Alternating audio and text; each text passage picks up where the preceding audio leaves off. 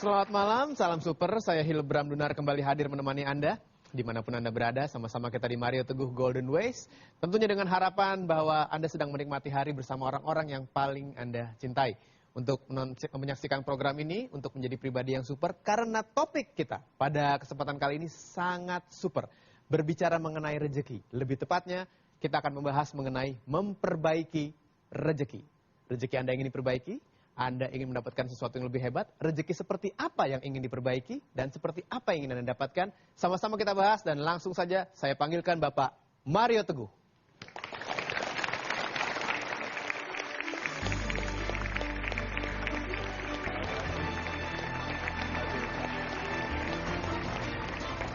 Terima kasih, silakan duduk. Sahabat-sahabat saya yang baik hatinya, selamat malam.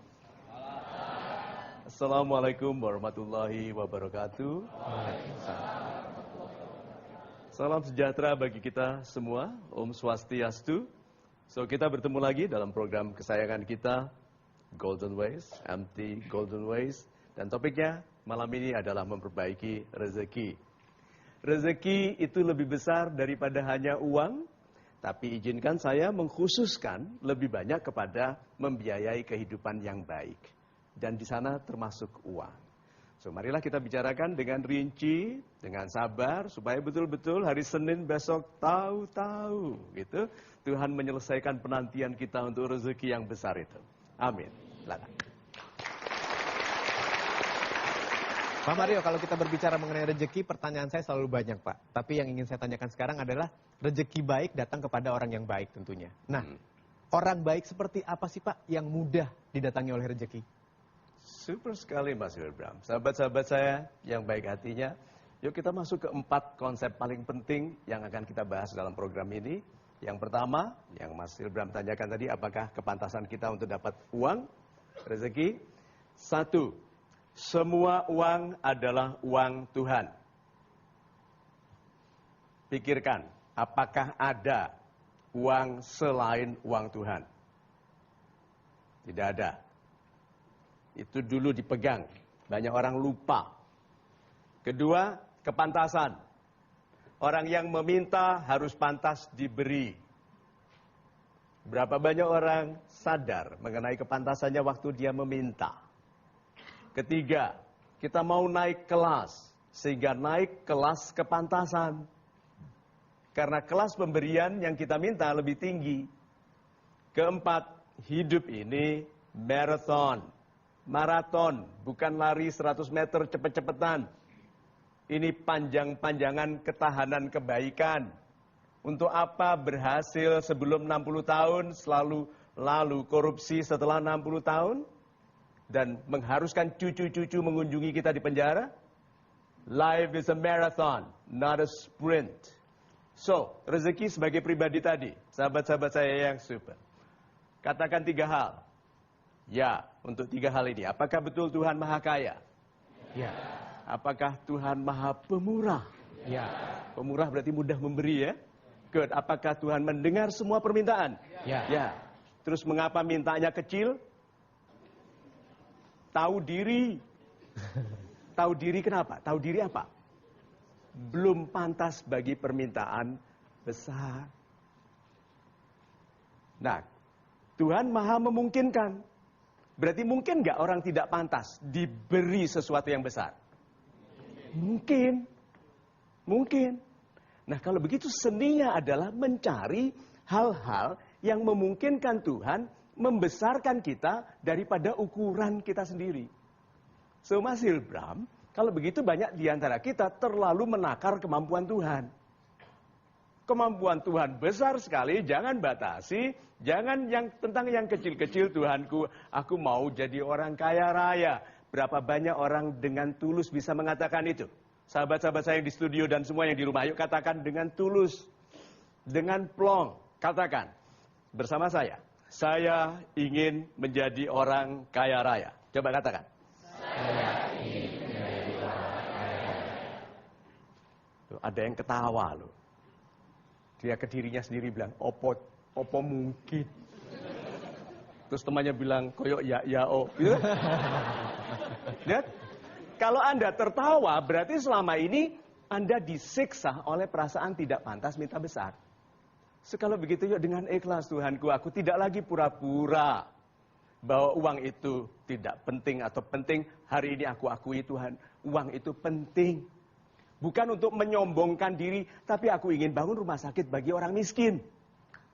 Aku ingin bangun sekolah bagi orang-orang yang tidak mampu membiayai pendidikan mereka. Aku tidak boleh sebagai orang beriman yang jujur dan baik, pura-pura tidak ingin kaya. Kekayaan itu harus. Karena jangan sampai orang jahat yang kaya menggunakan kekayaannya untuk menistai orang baik. Yuk jadi orang baik yang kaya. Gitu. Saya suka sekali ajakan Pak Mario. Yuk jadi orang baik yang kaya. Super. Pertanyaan dari Anda, silahkan. Nama saya Ruslan dari Banten, asli Sukabumi. Pertanyaannya seperti ini. Jadi memang rezeki itu bukan hanya uang, kesehatan, umur pun, jodoh pun rezeki gitu. Tapi ketika salah satunya contoh diambil, rezeki itu adalah uang gitu. Yeah. Tapi ternyata ketika ada uang, tetap masih ada yang kurang gitu dalam hidup itu. Takutnya ternyata kurang berkah gitu. Nah sekarang menjadikan uang itu supaya berkah seperti apa gitu. Terima kasih. Assalamualaikum warahmatullahi wabarakatuh. Waalaikumsalam.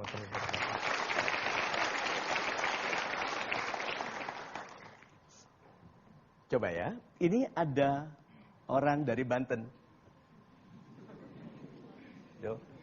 Kalau dia dibuat kaya oleh Tuhan, sombong, semena-mena, gitu Pak. Misalnya dia suka pamer, gitu ya. Lalu membiayai kejahatan. Nah, Tuhan sangat mencintai orang ini. Nah, apakah dia diberikan kekayaan yang nanti akan menjadinya sombong? Menjadikannya sombong? Akan diberi? Tidak. Jadi orang miskin yang nanti kalau kaya, jadi orang tidak baik, tidak mungkin dibuat kaya. Ya. Jadi sudah tahu kenapa kita nggak dijawab-jawab doanya? Sebagian karena Tuhan tahu kita akan berubah menjadi sesuatu yang tidak membahagiakan Tuhan. Nah, berarti kalau begitu, yang namanya rezeki itu menjadi berkah kalau P-nya indah, penggunaannya Pak. Uang itu uang Tuhan, diberi uang digunakan untuk membiayai maksiat. Tuh? Untuk menyiksa orang lain. Penggunaannya Pak. Jadi kalau begitu, kepantasan untuk diberi itu termasuk kepantasan setelah menerima. Kenapa? Kalau kamu bersyukur aku tambah rezekimu. Bersyukur itu berarti menggunakan uang Tuhan untuk kebaikan. Lalu sistem rezeki di langit itu menghitung uang kalau lewat dia jadi kebaikan bagi sesama, kalau lewat dia jadi keburukan, lebihkan kepada yang membaikkan sesamanya. Sudah tahu kalau begitu nanti malam apa doanya ke Tuhan? Tuhan, aku nggak akan berubah. Kalau aku kaya, tetap seperti ini. Nah, tinggal Tuhan percaya atau tidak. Itu saja.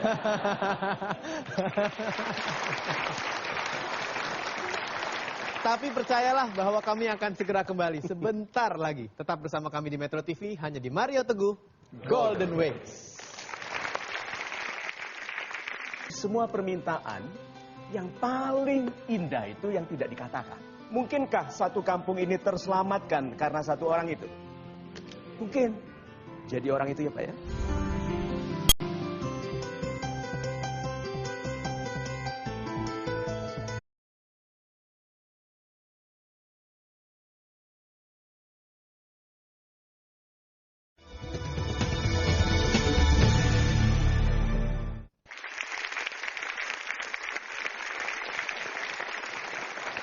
Kami lanjutkan lagi Mario Teguh Golden Ways berbicara mengenai memperbaiki rezeki. Tadi Pak Mario berkata bahwa rezeki itu datang pada orang-orang yang pantas. Nah, berbicara mengenai kepantasan menarik untuk membahas mengenai doa. Pada beberapa orang banyak sekali keraguan-raguan untuk berdoa karena merasa dirinya tidak pantas. Padahal harusnya meminta kepada Tuhan itu cukup berani karena Tuhan kan maha besar. Bagaimana dengan hal ini Pak? Sahabat-sahabat saya yang baik hatinya. Kita itu harus bagi tugas. yang jelas sekali antara kita dengan Tuhan. Tugas kita itu untuk meminta. Tugas Tuhan untuk memberi. Nah, kenapa saya katakan meminta itu tugas? Kenapa? Diperintahkan oleh Tuhan untuk berdoa. Diperintahkan untuk meminta. Dalam ibadah kita yang wajib, di situ isinya permintaan semua. Ya, rezeki, kesabaran, surga, itu dimaafkan semua ya. Disayangi, dicintai, ada. Jadi kalau begitu kewajiban kita adalah untuk meminta. Tuhan itu demikian penyayangnya, untuk memberi saja diwajibkan minta. Bayangkan. Aku wajibkan kamu minta. Jadi kalau gitu Tuhan wajib memberi. Wajib. Dia mewajibkan meminta. Dan Tuhan tidak pernah menyalahi janji. Bahkan kepada orang, yang tadi Mas Hilbram tanyakan kepada saya. Atau saya tanyakan kepada Anda. Apakah orang yang tidak percaya Tuhan akan diberi rezeki? Kenapa? Tidak percaya Tuhan, itu tetap diberi rezeki. Kenapa? Satu, Maha Penyayang. Yang kedua, Tuhan telah berjanji kalau kamu berupaya. Bayangkan itu. Tuhan itu demikian penyayangnya, bahkan yang tidak mempercayai Tuhan pun kalau berupaya dikayakan. So, bagi tugas yuk kita meminta. Lalu memantaskan bagi permintaan. Nah, ini yang saya mau sampaikan supaya lebih realistis. Upaya itu ada formulanya. Sama dengan apa? Doa plus tindakan. Banyak orang kalau rezekinya kurang, ibadahnya ditambahi.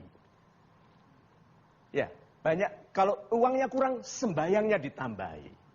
Tapi tindakannya kurang. Ajarannya, jangan kurangi sembayangnya, tambahi tindakannya. Bisa dibayangkan itu Pak, orang yang ahli ibadah, lalu ahli dalam kehidupan sosial untuk mendatangkan kebaikan. Nah, dari semua permintaan, ya ini indah sekali ya. Dari semua permintaan, yang paling indah itu yang tidak dikatakan. Ayo, Tuhan aku minta uang. Yang satu lagi, mau kasih uang orang nggak punya uang. Ayo, ini minta nggak? Tidak punya uang, mau ngasih orang uang, terus dia bilang, aku nggak punya uang. Ini permintaan nggak? Permintaan. Ini yang lebih disayangi Tuhan. Karena jelas sekali untuk apa uangnya. Jadi permintaan yang paling kuat adalah yang tidak dikatakan, tetapi dalam tindakan. Itu sebabnya doa yang paling indah adalah doa yang dalam bentuk kehidupan. Orang yang hidupnya itu berdoa. Bangun pagi karena dia tahu rezeki harus segera dijemput. Meramahkan diri senyum karena tahu penghormatan itu penting bagi hati sesama. Coba lihat. Menyimpan uang orang dengan amanah. Coba. See?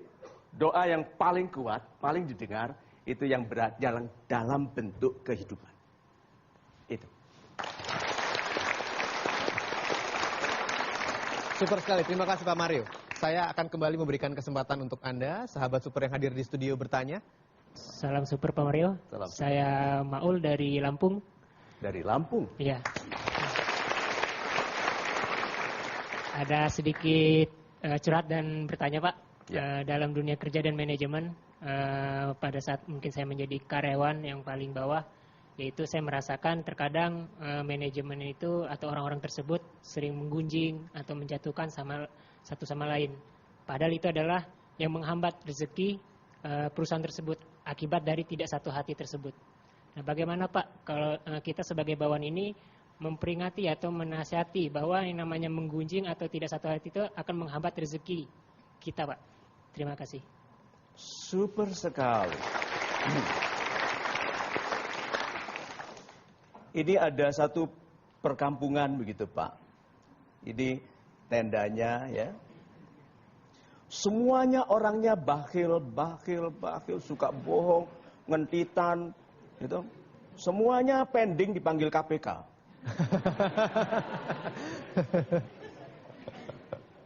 So, ancaman dari langit sudah jelas ada dan mulai ada tanda-tandanya pada terbakarnya hati. Izinkan saya lebay sedikit karena ini masalah mengenai yang kegaiban. Nah, lalu ada satu orang yang baik, Pak, yang ramah, yang santun, yang mengambilkan air untuk anjing yang kehausan. Orang ini baik sekali, menyimpan sebagian uangnya untuk dia sendiri. Kalau ada tamu, dia masak batu nasi untuk tamunya, dia batu yang dimasaknya untuk dirinya. Pura-pura makan, lampu dimatikan supaya orang tidak lihat bahwa dia orang satu ini, Pak. Mungkinkah satu kampung ini terselamatkan karena satu orang itu? Mungkin. Jadi orang itu ya, Pak ya. Itu aja. Mas.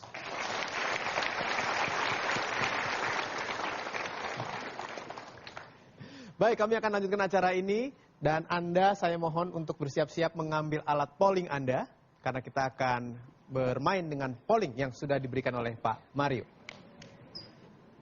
Cara yang manakah yang menurut Anda paling cepat memperbaiki rezeki? Yang A, dengan bantuan dukun peruntungan. Yang B, banyak-banyak minta maaf. Sedangkan yang C, mengabdikan diri kepada pejabat tinggi. Pilihannya lumayan membingungkan. A, B, atau C, tentukan pilihan Anda sekarang. 5, 4, 3, 2, 1. Kita berikan tepuk tangan untuk apapun pilihan Anda. Seperti apa hasilnya? Anda jangan kemana-mana karena kami akan segera kembali di Mario Teguh Golden Ways. Untuk menjadi seorang yang tekun dan ulet itu gimana caranya gitu, Pak? Jadi enggak Tanya dukunnya.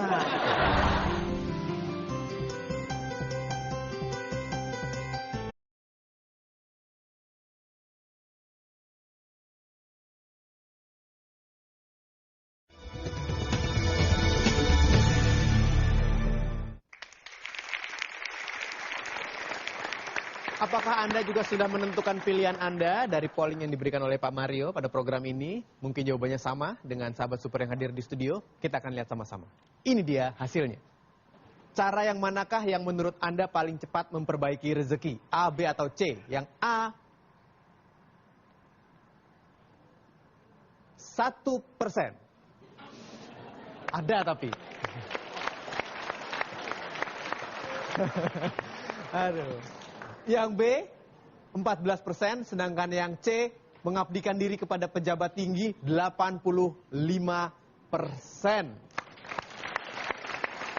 Silakan, Pak. Sahabat-sahabat saya yang baik hatinya, polling ini memang pertanyaannya dirancang secara psikologis. Bukannya untuk menjebak atau apapun, tetapi supaya orang betul-betul tulus menyampaikan. Supaya kalau ada kesalahan, lebih baik segera diperbaiki. Ya toh? Lebih baik, karena waktu Anda masuk ke Grand Studio Metro TV ini, kalau ada kesalahan, tidak boleh tetap ada setelah keluar. Karena itu menentukan bagaimana baiknya rezeki kita. Seorang yang tadi mau meminta bantuan dukun peruntungan, siapa tadi?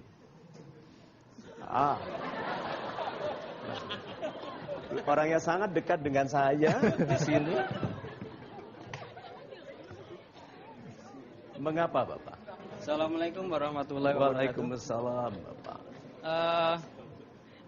Mungkin ini sesuatu yang beda gitu ya. Iya, betul. Tapi insya Allah sesuatu yang berguna juga itu.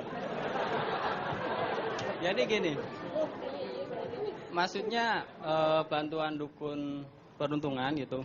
Jadi itu biasanya dikasih resep gitu, Pak. Nah, resepnya itu biasanya dikasih tuyul itu, Pak. Tapi di sini maksudnya bukan tuyul yang kepalanya gundul itu bukan, Pak. Maksudnya tuyul di sini yaitu suatu singkatan ya. Tekun, ulet, yakin, usaha lancar. Itu, Pak.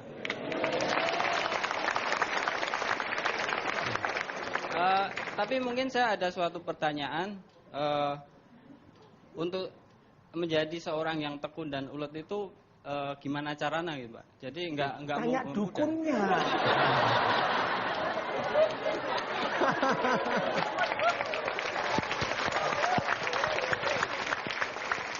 Pak, coba Bapak ke dukun supaya diajari tekun, terus ulet, yakin, usaha lancar. Untuk dengar itu loh, Anda perlu ke dukun nggak? Tidak. Apa perasaan para malaikat yang membawa pundi-pundi rezeki itu mendengar Anda mengatakan, Bismillahirrahmanirrahim, Assalamualaikum warahmatullahi wabarakatuh, Pak Mario. Insya Allah dukun saya loh. Itu kan nggak jadi, Pak. Bapak itu nggak jadi. Iya toh, para malaikat yang dari Jawa Timur bilang, jaluk oh dukunmu kono. Kok bisa mau ke dukun bilang insya Allah?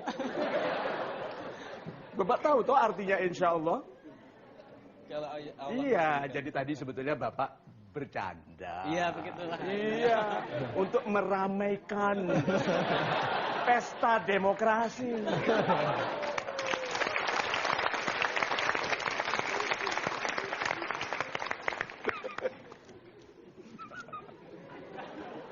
Bukan Golden Ways kalau tidak aneh. So, Mas Ilbram, yang kedua. Banyak-banyak minta maaf. Tapi nanti dulu. Yang minta maaf ini kan berarti banyak salahnya. Nanti dulu. Yang ketiga saja langsung. Yang ketiga dulu. Yang mengabdikan diri kepada pejabat tinggi. Melihat itu upaya untuk segera memperbaiki rezeki. Siapa orang-orang itu?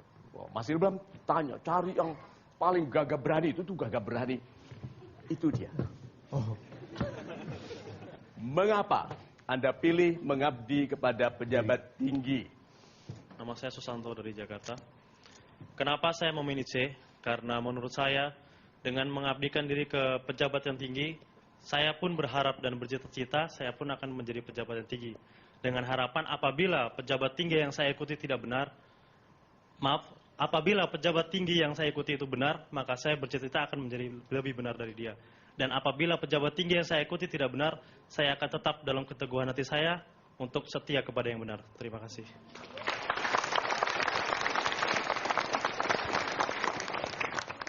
Ayo, kenapa dia memilih mengabdi kepada pejabat tinggi untuk memperbaiki rezekinya? Apakah karena pejabat itu kesannya kaya atau amanah? Yang mana?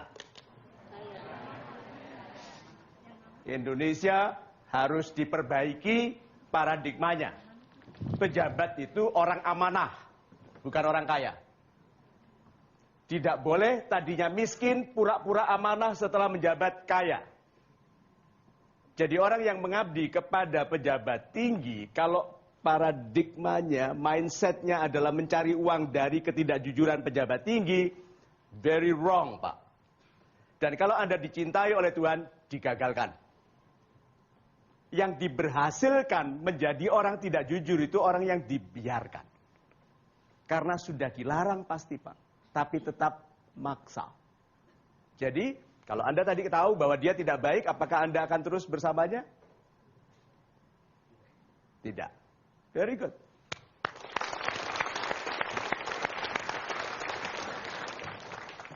Yang kedua, yang banyak minta maaf, Mas Ilbram pilihkan.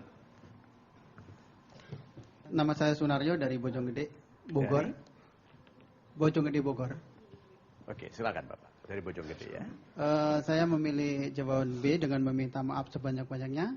Terutama saya minta maaf kepada kedua orang tua saya. Dengan saya banyak meminta maaf, berarti saya diridhoi. Karena dengan diridhoi saya akan mendapatkan banyak rezeki dari Tuhan.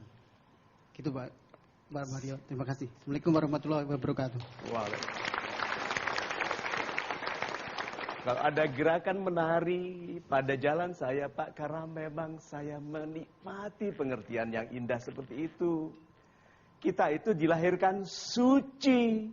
Iya. Kalau kita sama sekali tidak terkotori oleh kesalahan dan dosa, apakah rencana kebesaran hidup kita terjadi?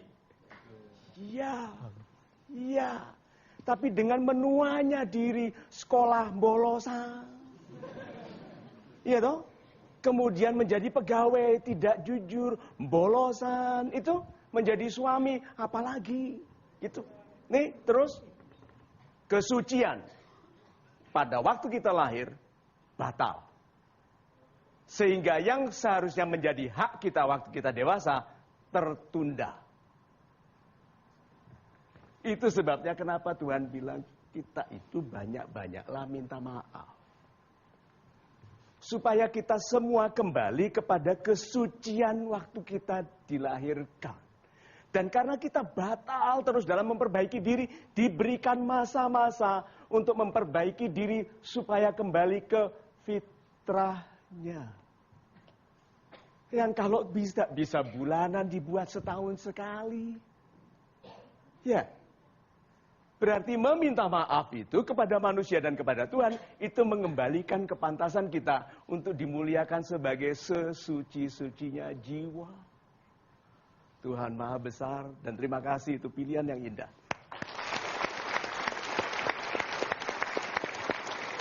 Menarik sekali pembahasan yang Anda bisa saksikan melalui program ini. Dan masih banyak lagi pembahasan-pembahasan menarik yang mudah-mudahan bisa berguna untuk Anda dimanapun Anda berada. Tetap bersama kami di Mario Teguh Golden Ways.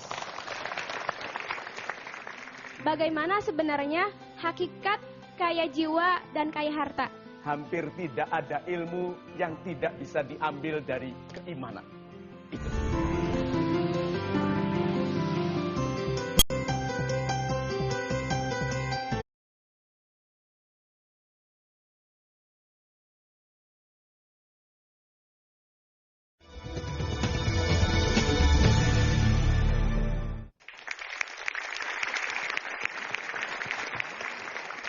Saya Hilbram Dunar, Anda masih menyaksikan Mario Teguh Golden Ways. Sekarang saya akan memberikan kesempatan untuk Anda yang tidak bisa hadir di studio, tapi bisa bertanya langsung kepada Pak Mario Teguh melalui tayangan berikut ini. Halo Pak Mario, nama saya Ibu Lucy. Saya mau menceritakan tentang pengalaman saya nih Pak. Dulu saya pernah bekerja di salah satu perusahaan bank swasta. Sekarang ini kegiatan saya hanya sebagai ibu rumah tangga biasa. Nah, yang saya ingin tanyakan, kegiatan apa ya Pak ya, yang membuat saya itu di rumah tidak terlalu boring gitu dalam menjalankan hidup sehari-hari. Mungkin itu aja pertanyaan saya untuk Bapak Mario. Salam super untuk Pak Mario.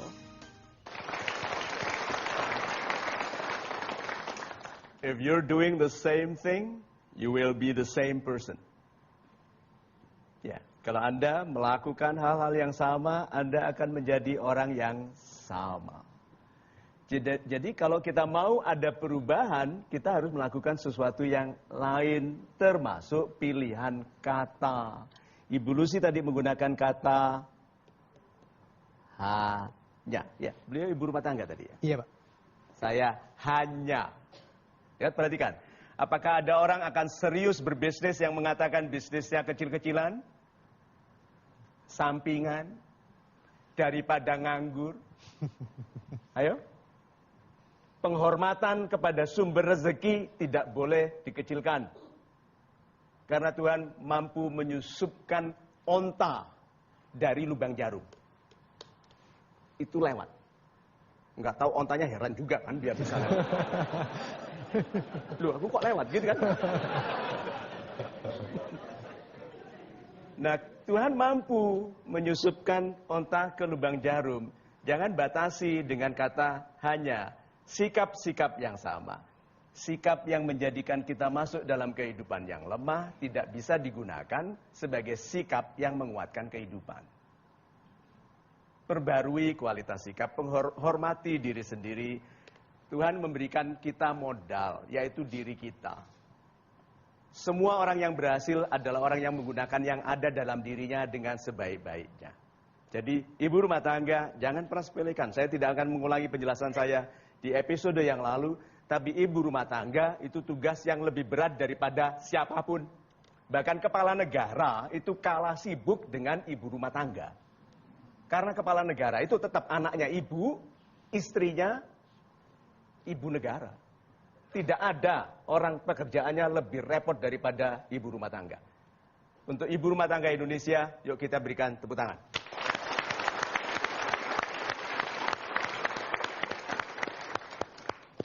Baik, dan sekarang kita saksikan pertanyaan yang kedua. Halo Pak Mario, saya Yuli, seorang pegawai di Jakarta. Saya mau bertanya tentang sesuatu. Saya suka memotivasi orang lain, tapi kadang-kala saya mempunyai masalah, yaitu bagaimana dengan memotivasi diri sendiri. Demikian. Salam super.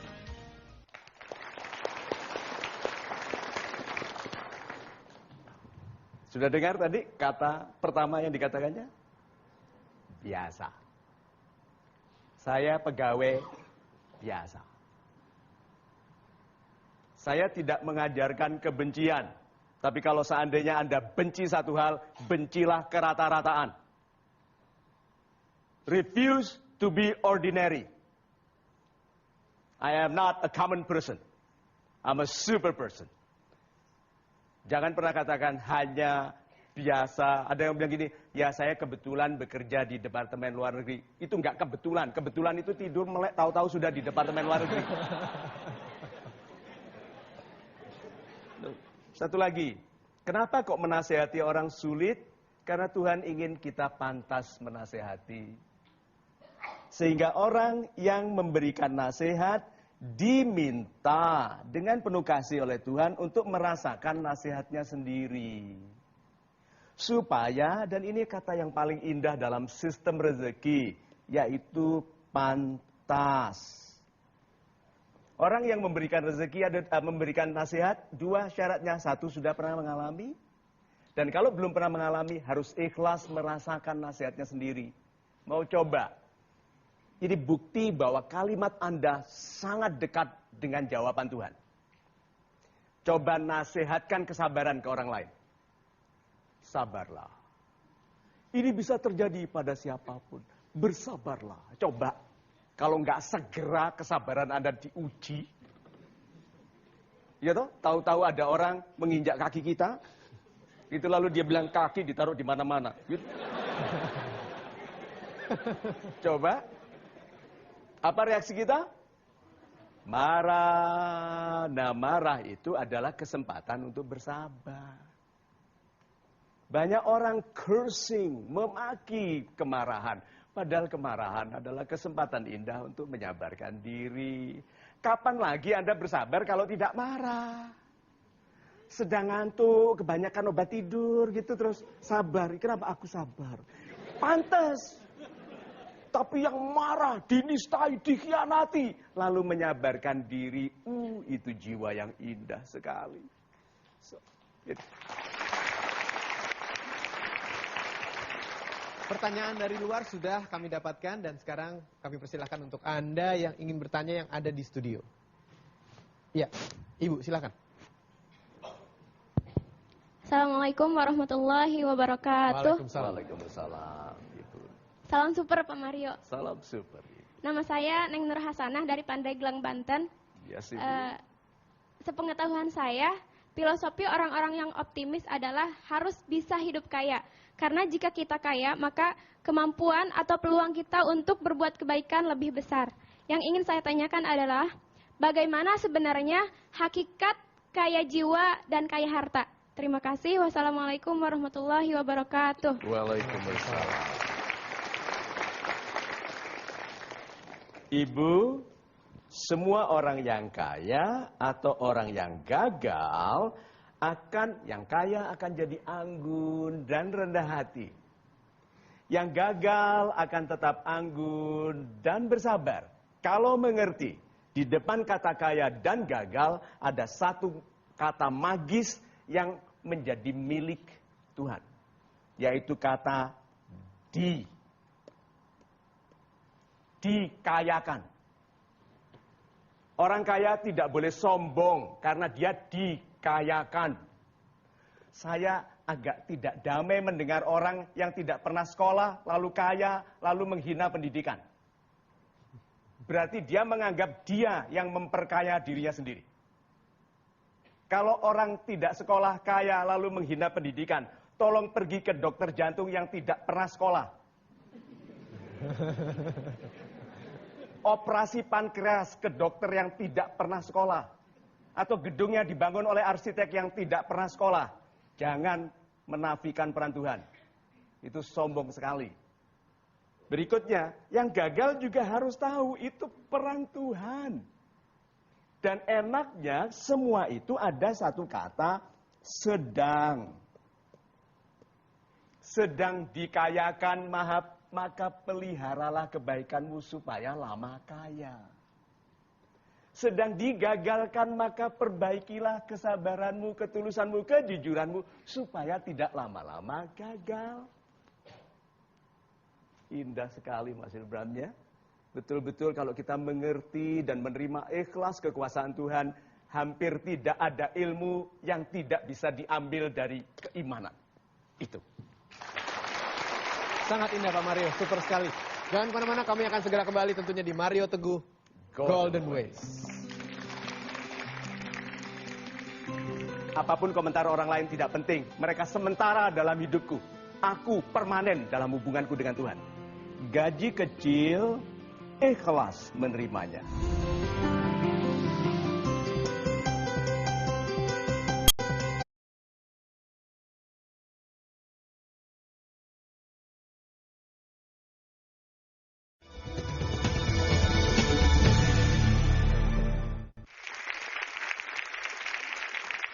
Masih membahas mengenai memperbaiki rezeki. Dan ini adalah pertanyaan-pertanyaan yang diajukan ke Pak Mario lewat Facebook. Saya pilih satu dulu pertanyaan yang akan ditanyakan Pak Mario. Ini dia pertanyaannya. Ya, dari Uus Nuri Hikmah. Bagaimana caranya agar kita bisa tegas, tidak pelin-pelan, dan pintar bersikap dan berucap yang tepat sesuai dengan sikon yang dihadapi? Saya mau langsung jawab sederhana ya. Kita itu ingin jawaban sederhana, tapi kalau dikasih jawaban sederhana tidak suka. Dengarkan ini. Bagaimana caranya kita bisa tegas? Tegaslah. Bagaimana supaya tidak pelin-pelan? Jangan pelin-pelan. Dan pintar, belajarlah.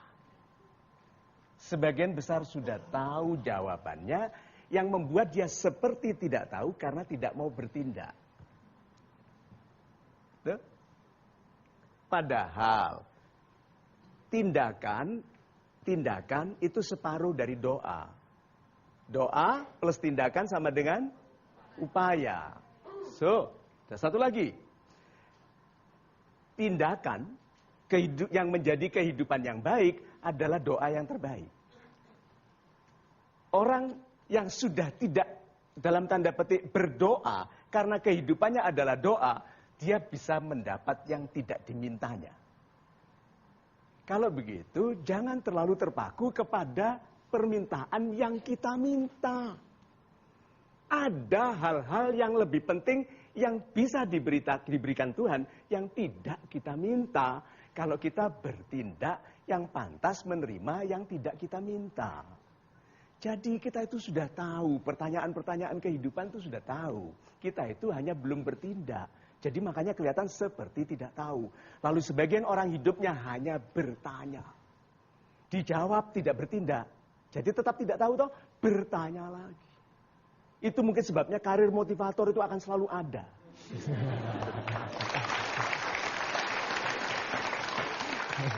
Baik, saya lanjutkan lagi ya Pak. Masih dari Facebook.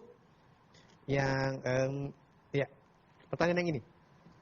Lugi Rumero, Pak Mario, saya mau bertanya, kalau rezeki itu dari Tuhan, kenapa Tuhan terlalu lama atau sepertinya enggan memberi rezeki yang kita cita-citakan? Padahal sudah rajin-rajin saya beribadah. Terima kasih.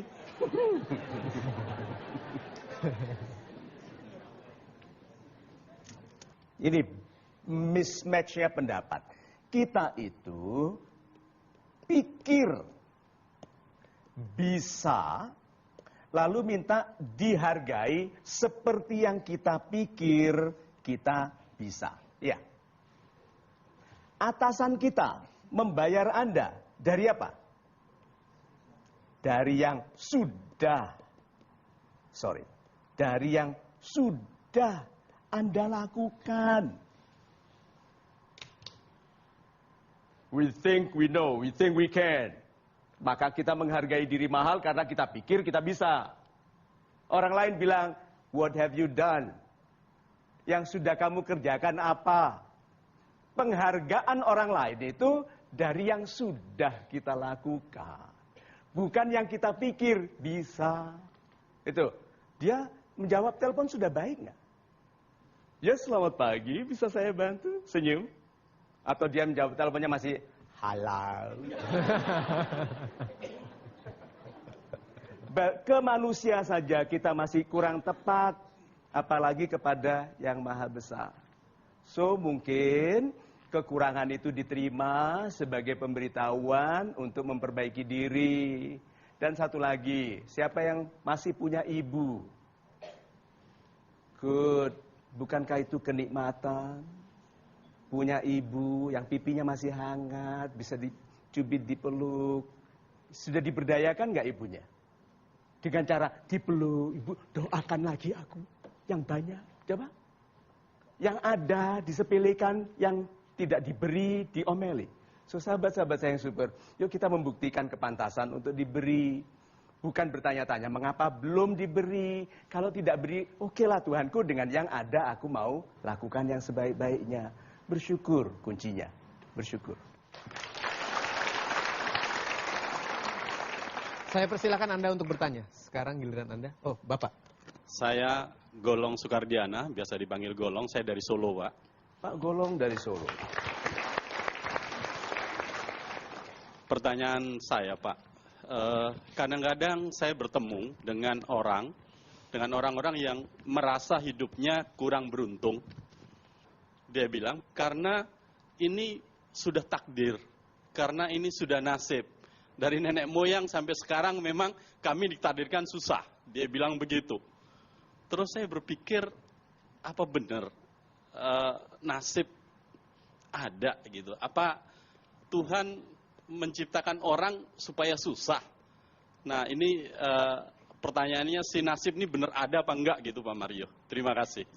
Nasib itu ada.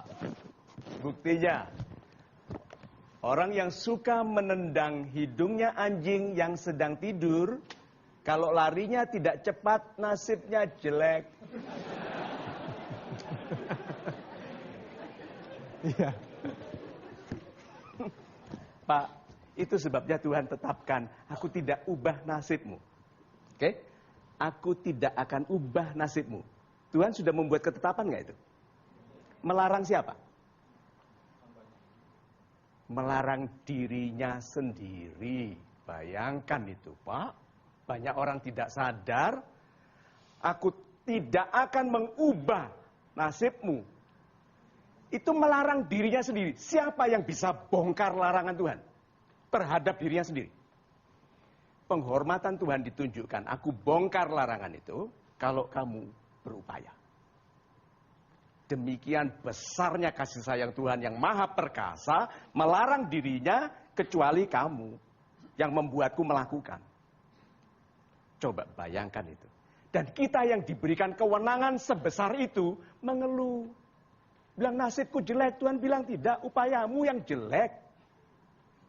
Upaya penentu kebaikan nasib. Jadi orang yang merasa nasibnya tidak baik harus memeriksa upayanya.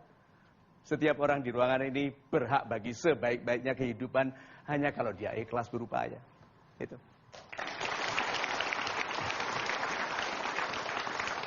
Tetap bersama Metro TV, Anda jangan kemana-mana. Kami akan segera kembali tentunya di Mario Teguh Golden Ways.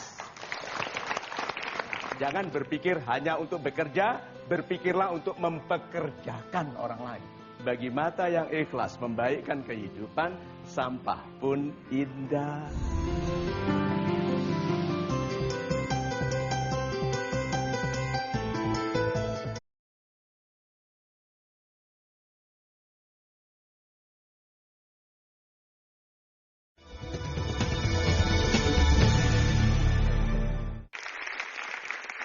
Masih bicara mengenai memperbaiki rezeki. Kadang-kadang ada orang yang sudah berusaha hidupnya agar sebaik-baiknya mendapatkan rezeki tapi belum juga berhasil karena apa yang dia lihat mungkin tidak sesuai dengan apa yang diharapkan. Belum lagi kalau kita berbicara mengenai keberuntungan. Bagaimana Pak? Melalui sudut pandang atau cara kita melihat kemana rezeki harus kita dapatkan? Ada seorang istri yang iri melihat suaminya pulang dari kantor bukan memanjakan istrinya tapi baca koran sore. Istrinya bilang, aduh seandainya Tuhan menciptakan aku menjadi koran. maka setiap sore aku akan dipegang dan dipandang-pandang. Terus dia bilang apa? Suaminya, kalau istriku seperti koran, paling enggak setiap sore ganti.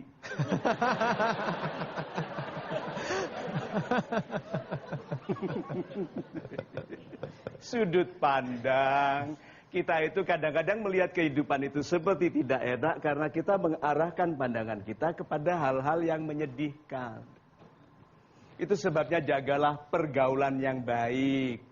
Dengarkan yang baik-baik. Baca yang baik-baik. So, mudah-mudahan dengan itu, kita bukan hanya sudut pandangnya baik, dimanapun kita melihat, dibaikkan karena bagi mata yang ikhlas membaikkan kehidupan, sampah pun indah.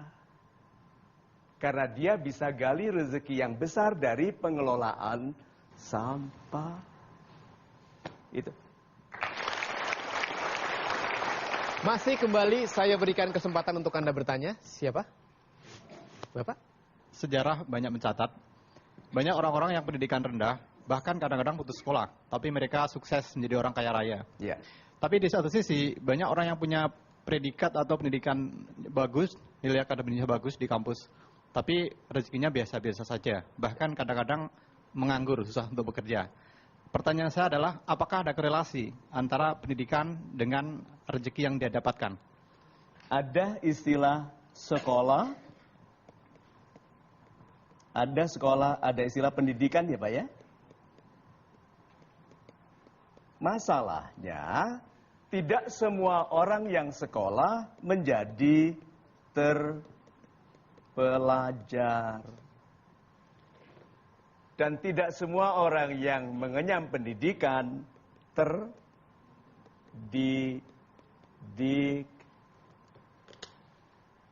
Belajarnya lama tapi tidak digunakan untuk kebaikannya. Ya. Batas dari pengetahuan adalah pengetahuan terbaik. Kalau yang kita ketahui itu hanya sampai A, maka A adalah pengetahuan terbaik. Gunakan. Bukan dikeluhkan, disepelekan untuk memprotes Tuhan yang tidak memberikan izin kepada kita untuk belajar yang B.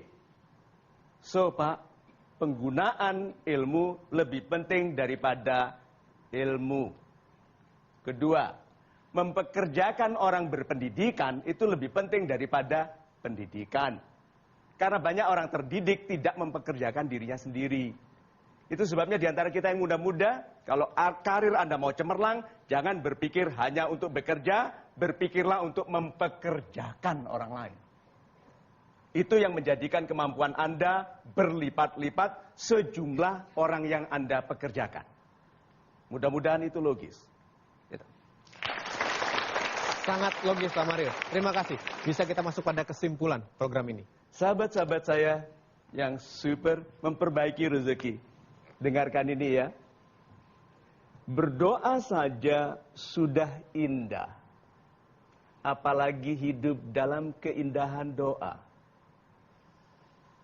Cantik sekali. Nah, banyak diantara yang kita terima sekarang, yang kita nikmati adalah hal-hal yang tidak pernah kita minta. Mas Hilbram. Iya, Pak. Tuhan Maha mengetahui. Ya. Maha mengetahui. Ya. Lebih baik mana hal-hal yang diketahui Tuhan dengan yang kita ketahui? Yang diketahui Tuhan. Jadi Tuhan mengetahui hal-hal yang lebih baik bagi kita. Iya. Jadi mungkin permintaan itu hanya karena diperintahkan. Minta saja. Soal yang diberi apa, betul-betul sebaiknya kita serahkan kepada yang Maha mengetahui.